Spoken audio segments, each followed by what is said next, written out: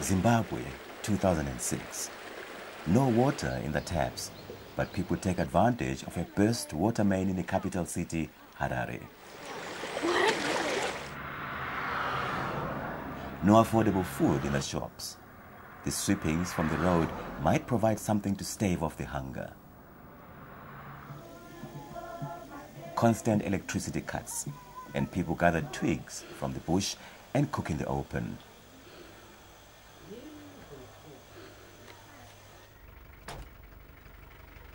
Chronic shortages of fuel for transport too.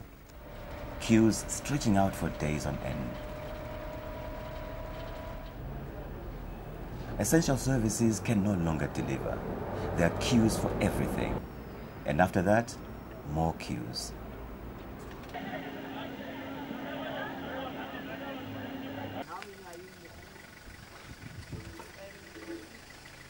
Healthcare is now only there for those with money. Medicine is scarce.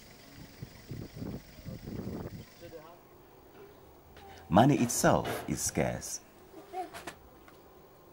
But most of the banknotes are only worth a fraction of the cost of printing them. It is play money. Against this background of crippling inflation, spiraling unemployment, and general social decay, on the 13th of September 2006, the Zimbabwe Congress of Trade Unions, the ZCTU, called for a countrywide demonstration to protest the dramatic economic decline. The police refused permission for the demonstration in all but 3 of the 34 targeted urban centers. Roads were sealed off by huge numbers of police details. Harare all but came to a standstill. The leadership of the ZCTU defied the police ban and in Harare marched for about 15 seconds before being stopped.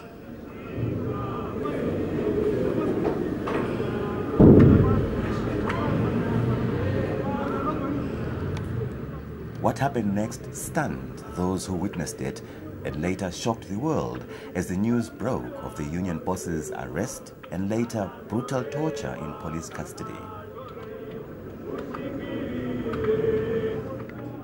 Even allowing for the fact that the police officers involved assumed they had also arrested the only press cameraman in the area, the question remains, does the Zimbabwe Republic Police anymore consider itself a professional force there to uphold the law?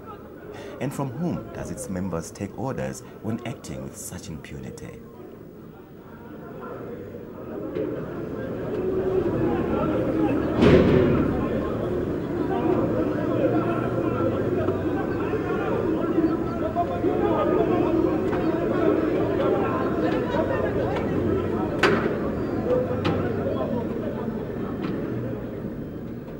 One thing they emphasized over and over again is that they were trained not to prepare dockets but to kill. And they also stated that this country came after a lot of people had died, and therefore for it to change hands, people have to die first.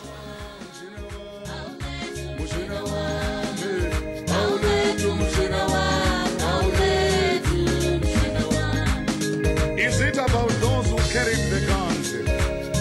What of those who were not yet born?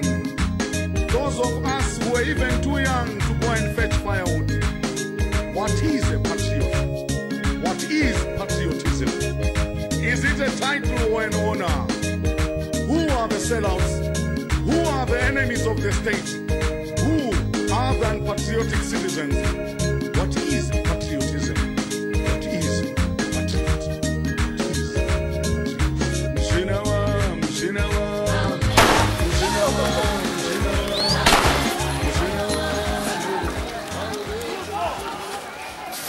During colonial rule, the police often performed their perceived duties of quashing dissent and opposition with fervor and brutality.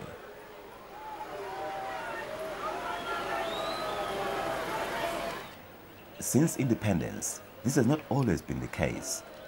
Although certain branches of the ZRP were complicit in the Matabeleland massacres of the 1980s, the beatings, burnings and murders were largely committed by the Army's 5th Brigade and not the police.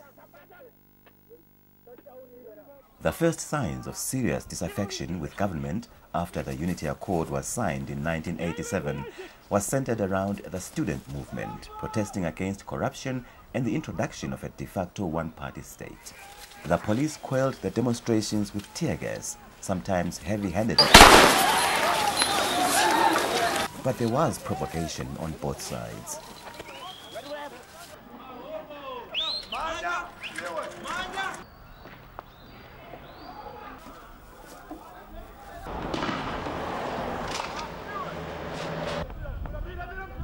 Demonstrations and strikes, protesting a harshening economic climate under the Structural Adjustment Program, were seen throughout the early 90s. Some were allowed, others were quickly put down.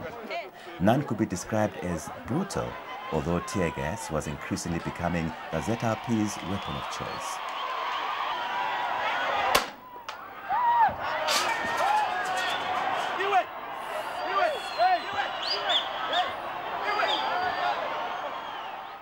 There was, however, a discipline seen in the force that checked and controlled maverick actions by individuals.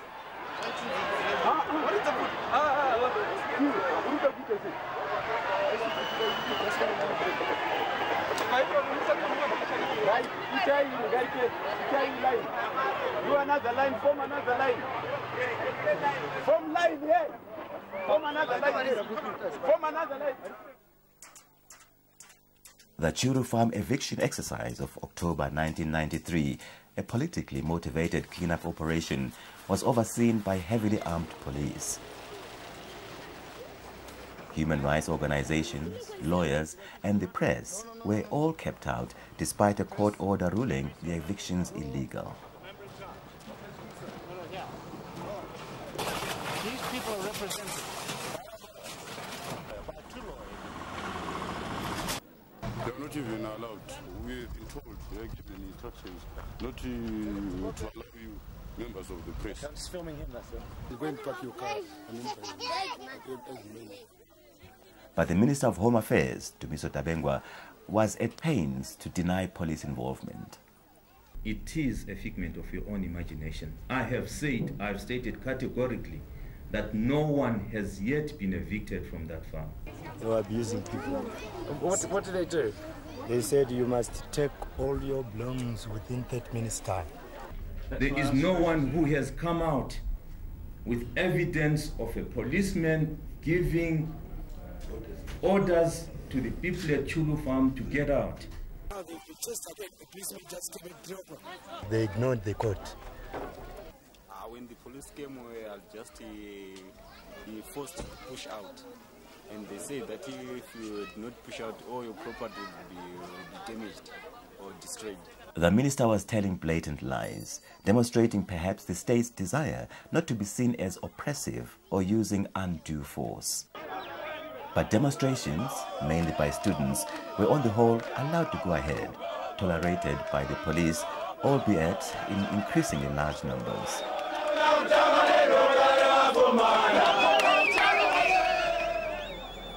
The fatal shooting of innocent civilians in police crossfire in 1995 sparked more demonstrations in Harare.